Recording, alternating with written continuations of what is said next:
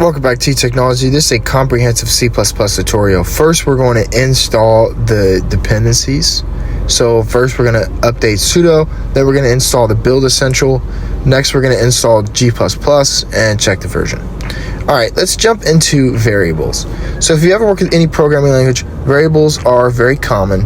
With C++, it is a type language, so you have to name the type. So for integer, you have to determine int. For a decimal, you have to call it a double. For a string, you call it a character or a string. And finally, for a boolean, which is true or false value, you call a bool. Next is working on conditionals. So if you ever worked with JavaScript, conditionals are similar. So we're going to run a conditional for if you're legal to drink. One thing to note is to run strings, you want to include IOStream, as well as to use the std package, which we're going to use a lot. So we're going to finalize it by saying you can drink, and after our if statement, we're going to run an else statement. And in our else, it's just going to say something along the lines of, sorry, you cannot drink legally because int x is 10. Sorry to spoil it, but that's what's going to be the result as we move on to the Something to note in compilation is you run G++, then the name of the package -o main, and then you run /main to run your package. Moving along to switch statements. In C++, switch statements are something where you evaluate a scenario case by case. So in our situation, we are working with NCAA women's basketball teams in the Final Four. So we're going to start by creating an int main like we always do. And the first thing that we're going to do is ask for the pick for your women's tournament. Next, we are going to include a CIN statement. What this does is it takes in user input. Cout, which we've been running in the past, runs something to the console. CIN accepts user input. Next is defining the int pick, so the pick is going to be an integer.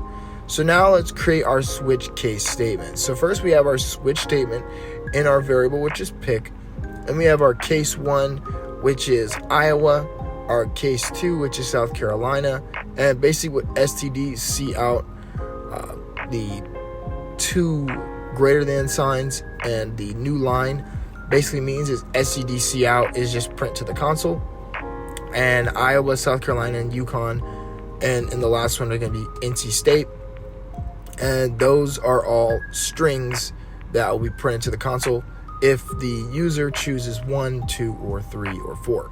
If it's a default, it would just be invalid.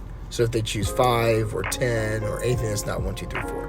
So let's move on to the console.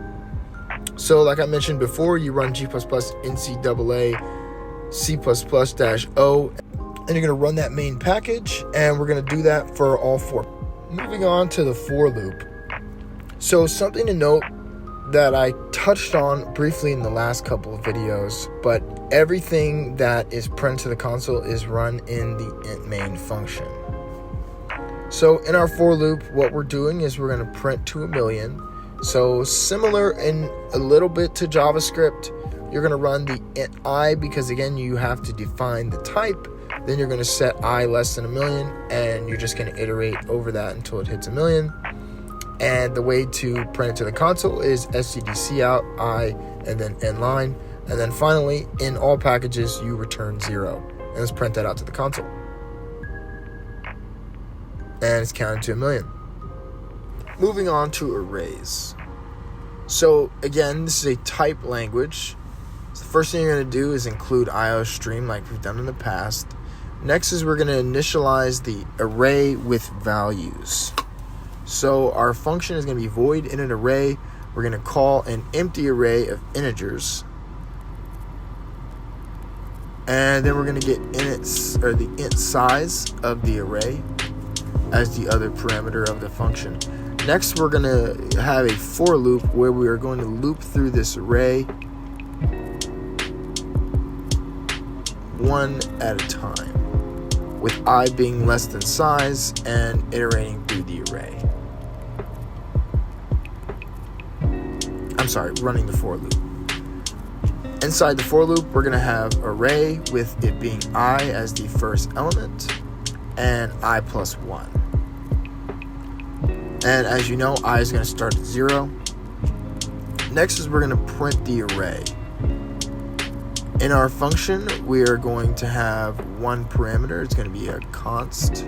This is just a constant value, which means it doesn't change, for the int array. And the other element is going to be our int size like we had in the past. We're going to loop through this array as well.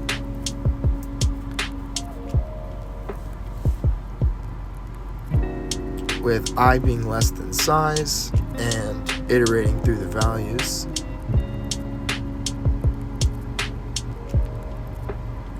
And inside this function, inside this for loop, will be printed to the console our array, which is going to have I values in it, and let's just end the line. We're not going to end the line. It's going to be an empty array. So in the second for loop, our values will be printed in string form, and we're going to end the line. Next, we're going to double the values of our array using a pointer. We've gone over pointers in the past. So a pointer is a variable stored in memory of the address of another variable. There's two types of pointers. You can have a declarative pointer, which looks like the multiplication sign, and then the assigning pointer, which kind of looks like the and sign. So in our double array, we are going to do another for loop, similarly to the first two, where I will be less than size, and then we'll iterate through the values. By the way, while I am doing this code, make sure to hit that subscribe button. I post every single day, and I am working on more long form videos for you. So in that double array, you see that we have the pointer. We are going to point to that variable and then multiply by 2. So it's point equals 2. And in our int main, we're going to say the size is 4, which means we're going to have 4 values. And then our int number is going to start with our size. We're going to run our first function for init array and then call our numbers and our size.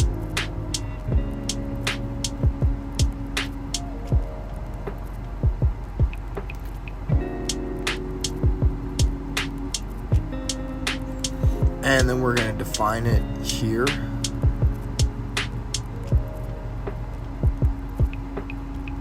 And we'll just define it as initialize array values. One thing to note is based on the action, we are going to get 1, 2, 3, 4 as our array values. Since our size is 4, our numbers have to be less than 4. And again, the way arrays work is it starts at 0. So that 1, 2, 3, 4 is actually 0, 1, 2, 3. And then when we double our array, we're going to take numbers like we did in the past and the size of our array.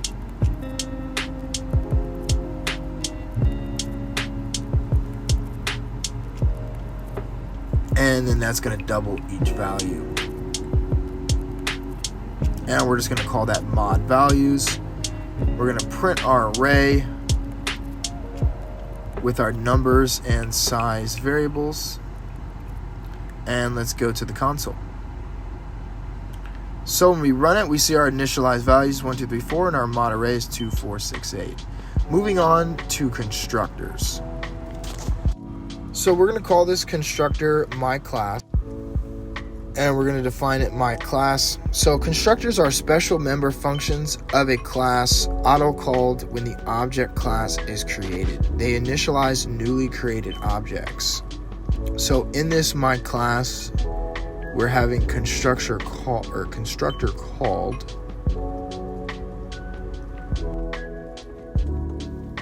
So next we're going to have a function that will display the contents of our constructor. And in our constructor, we're just going to have it say something simple like hello.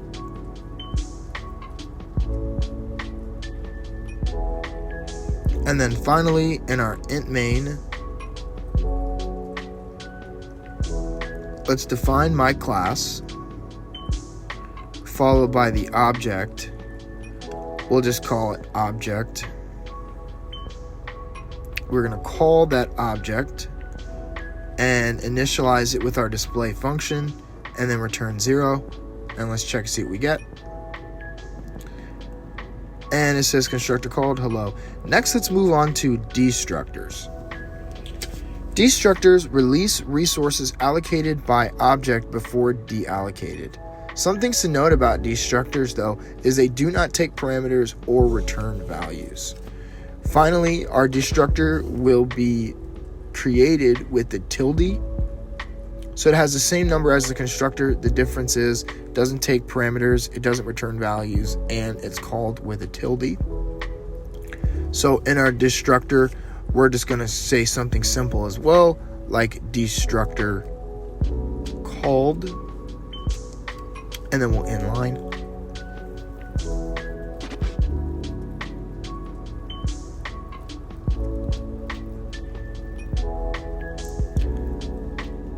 And it doesn't return values. And let's see what we get. So we're going to run our destructor. It's going to be in our constructor CPP file. And when we run our main package, we're going to get destructor called. Now we're moving on to inheritance. So basically with inheritance, we are taking a class and then having a class call a class.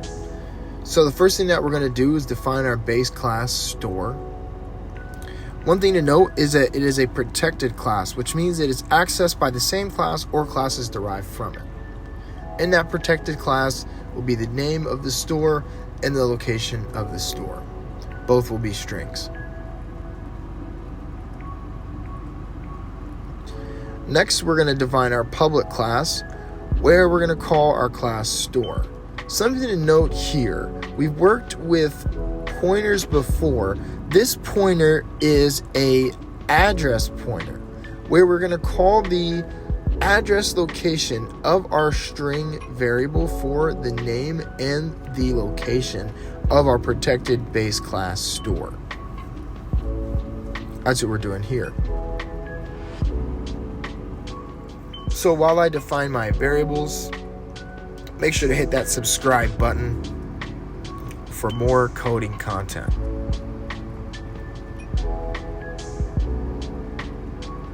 So we're defining our variable for name, and then we're going to call a sub variable that's not the name of the variable in our protected class, so that's why we're using the dash name and dash location.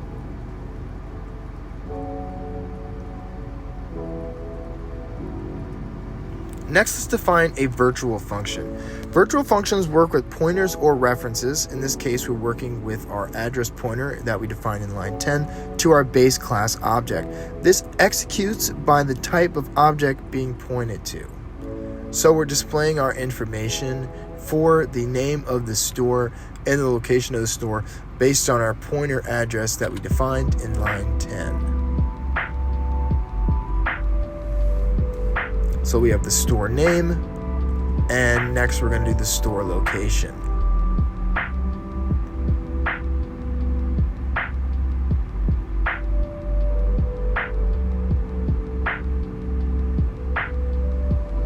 And we define location.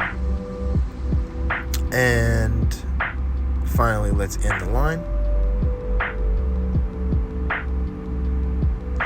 Next, we're going to call a subclass for our shoe store.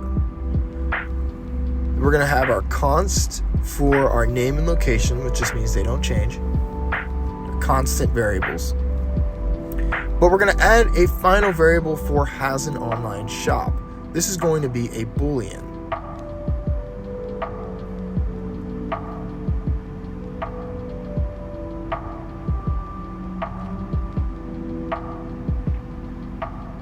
And this class, the same thing that we did with our similar class, is we're going to call our store class. So we're going to inherit our store class while also adding the has online shop.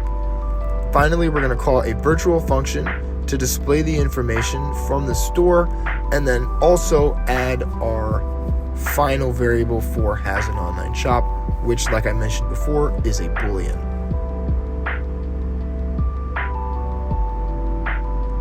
In this Boolean, we're going to call a conditional. I've shown you if statements. This is a different type of if statement. It's a one-liner, that question mark.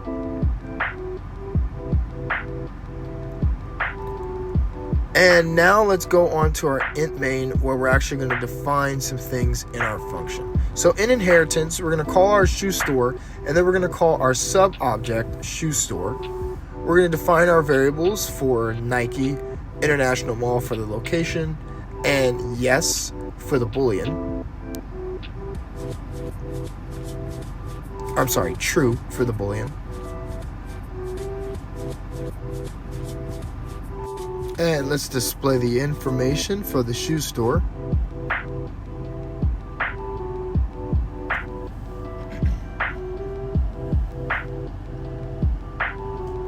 And that's going to be a new line. And I just changed some things around. I put the display info at the bottom, shoe store.display info for the virtual function. I was just moving that around. And then finally return 0. And let's see what we get.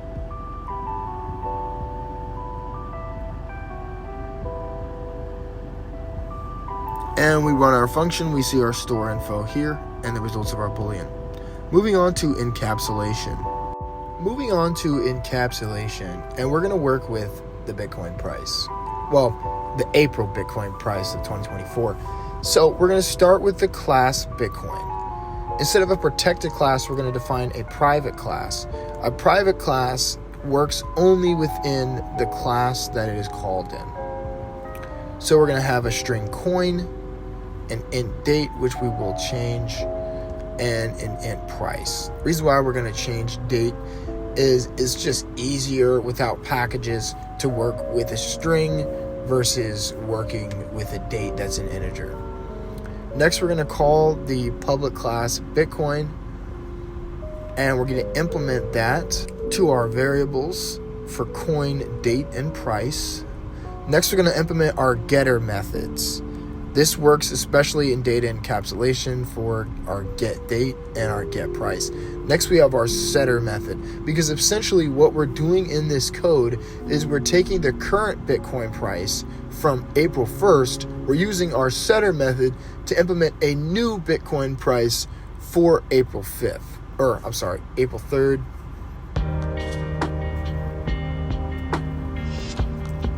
So in that setter method, we're going to set price equal to new price. That's going to be a double, which means that it's a decimal. And then in our int main, we're going to call our date, which is a string. We're going to define the date and price, and then set the new price. And let's run it. And we run it, we get the date, the price, and the new price. Moving on to templates. Templates enable you to write generic code of any type. So we're going to define a template with a type name as generic and set a variable to t. As you know before, first we're going to run a function called swap. But as you know before, when it comes to working with pointers, getting the address pointer, you're going to use what looks like the and sign. That's what we're using in our swap function, where we're going to call the address pointer for our variable A and our variable B. We're going to set T equal to temp A, and we're going to set A equal to B and B equal to temp. Then in int main, we're going to do something similar. We're going to set X equal to 5, Y is going to be equal to 2. We're going to call that swap function again for our x and y. Then we're going to do something similar, but instead of using integers, we're going to use doubles for a and b. And something to note, when we run this to the console, we're not going to see anything because the return is set to 0 and we don't have any cout. So when we run the swap again, the variables will now change.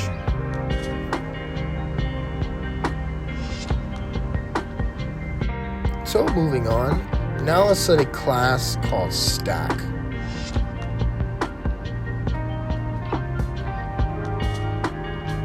And in this class stack, we're going to have a private class for our t. But like I mentioned earlier, this would be a reference pointer instead of an address pointer for our data. And we also have our int size and int capacity as well as our other variables. Like we've done before, next in our public class, we're going to call the class stack with our variables inside of it. So our int capacity and our size, we're going to set that to 0, and we're going to set the capacity to capacity. Then we're going to call our data. We're going to add a new algorithm with our t capacity that we called above. And t capacity or capacity is just the amount of storage space that can be held. The reason why we're getting an error is because in classes you have to set the semicolon. I mean, that's really in a lot of in a lot of functions in general, but certainly in C++. So what we're going to do is similar to JavaScript with our push and pop. We're going to push, as in we're going to add values to our class. And in that, we're going to say if size is less than capacity, and again, capacity just means the total amount of space that your function, array, class can hold. Now we're going to define data. And we're just going to do size plus plus in our if statement and set that equal to value. Underneath that function, we're going to do t-pop. Basically, this is just to delete values. And it's saying that if size is greater than 0, we're going to return the data. Minus size.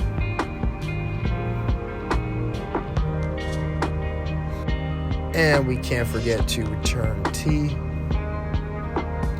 after our if statement.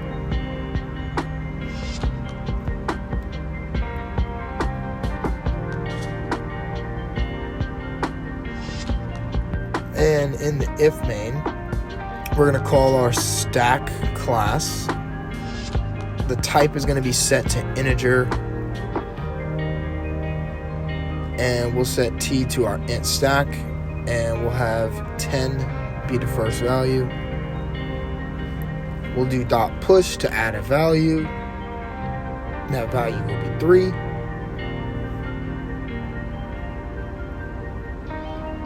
And we'll also add another value, 7.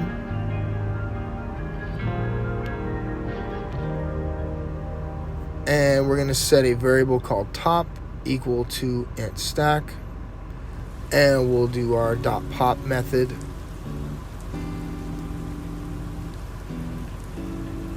And that is our template. Now let's go to the console. And we run it and we have no errors. Again, the reason why we don't see anything is because we don't run anything to the console. So in this same code, we're going to integrate a smart pointer. A smart pointer serves the function of a function, but is also a pointer. So it's a pointer that can do more things than a traditional pointer. And one great element is that it has automatic memory, and that is actually why we're using it here. So we're going to use that shared pointer for our integer type, and we'll just call it pointer1, and we'll set it to make shared pointer. I'm sorry, we'll use the function make shared, and it's the type int, and we'll just add a value 99. And we're going to do the same thing again with a second shared pointer. It's going to be type int again. We're going to call it pointer2, and we'll do the same thing, but instead we're going to set pointer2 to pointer1. And let's run it, make sure that we have no errors. Everything runs smooth. Moving on. Lambda functions, or closures, serve a great purpose for writing functions, especially when you just want to have very simple functions. So what we're going to do is we're going to call the vector and IOStream as well as algorithm. And inside of the int main, first thing that we're going to do is create a vector. It's going to be a vector of integers, and these integers are going to be called nums.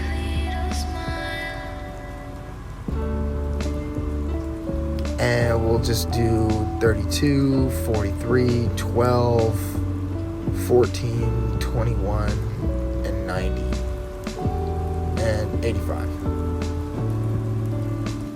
So we're going to use our lambda expression in the for each function that we're building here, or the for each closure. We're going to take the nums, and we're going to run a dot method and a dot end. And then we're going to have an empty array. Then after our array, we're going to print our int num, where we're going to get each individual number inside of our vector. And now let's print each num and just have it in empty strings. Finally, well, two more steps. We're going to inline, and then we're going to run return 0 like we always do. And let's get to the console and see what we get. And we have our values. Moving on to actually building something. So let's first sudo apt update like we always do. Now let's install some packages. What we're going to do is we're going to build a server. It's going to be a TCP server. So first thing that we're going to do is install libboost all dev, and give it a minute while that installs. While that's installing, make sure to hit that subscribe button. If you enjoyed the content, if you gained anything from it, make sure to hit that like button.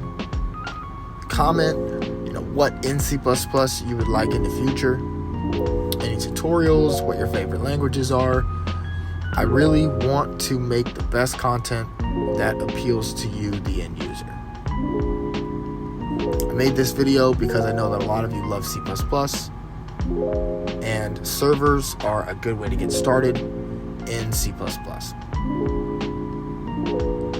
And now we have to install the final package. It's going to be sudo apt get install libboost dev, libboost system dev, and libboost thread dev. And now that's installed, let's get to the code. So working on our server, the first thing that we're going to do is include IOStream, which is for output operations, and then boost ASIO, which is a library for asynchronous IO and networking, because we are building a networking TCP server.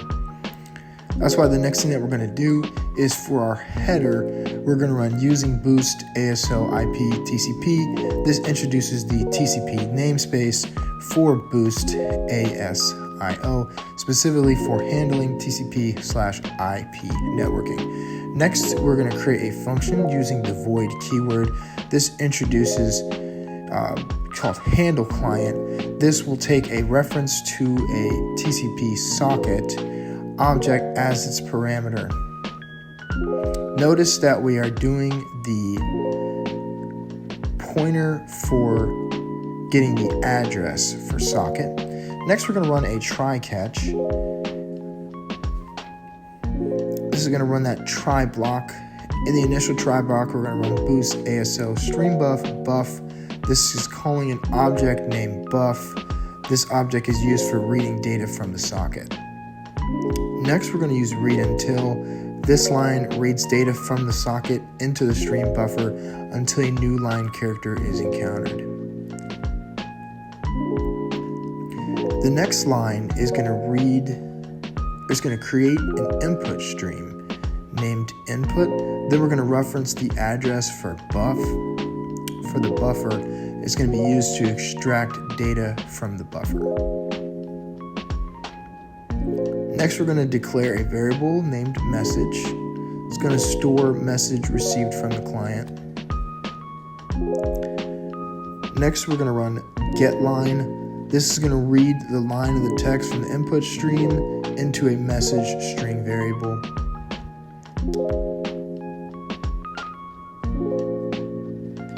After that, we're going to print a message called received. That's going to go into our received message from the client.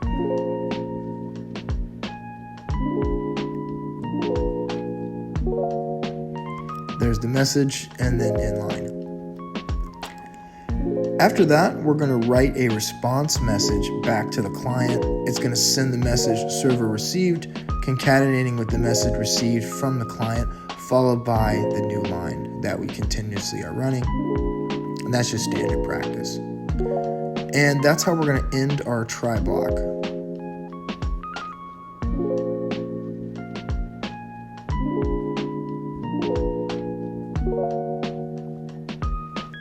So after we run our try, next we have to run our catch.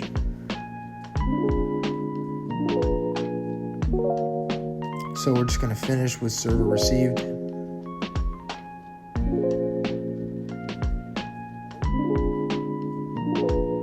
And that's going to concatenate with our message.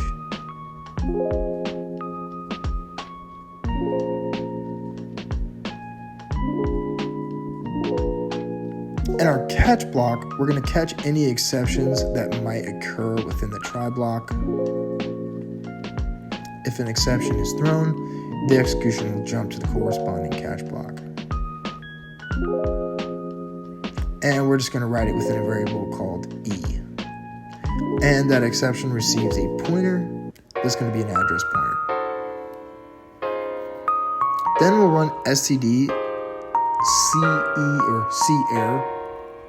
This line prints an error message to the standard error stream, CIR or cerr, if an exception occurs. It includes the error message provided by the exception.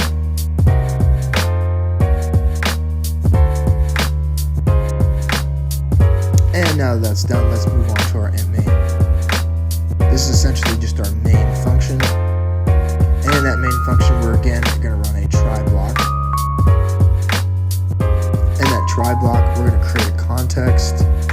This creates an IO context object, which provides IO services used by networking components of the program. Next, we're going to create a TCP acceptor. This listens for incoming connections on ports 1, 2, 3, 4, 5. Obviously, those aren't the real ports, so if I wanted to run it in the local host, I would do port 3000 or port 8080. So that's something. But this acceptor is going to listen for those connections, and it finds the accepted all available interfaces with that TCP/v4 on the local machine that you see here.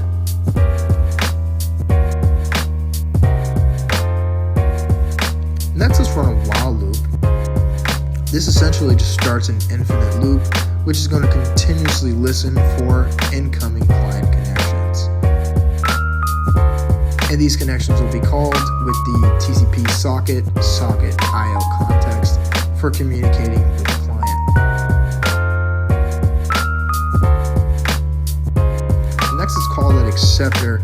This line block will continue to connect the server. Once the client connection is established, it accepts the connection and assigns the socket to communicate with the client. And then finally, let's run thread.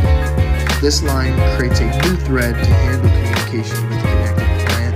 It's going to call handle client function and pass the socket as an argument. Finally, it's going to run the detach function, which is going to detach the thread, allowing it to execute independently of the main thread.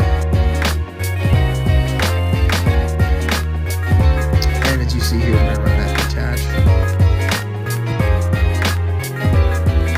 And similarly to the first try block, let's finish with a catch.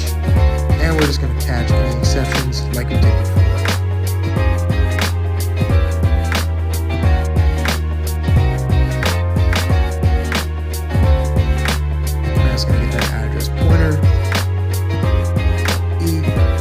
We're just going to call any exceptions like we did in the previous catch. And then finally, like we always do, we're going to return 0.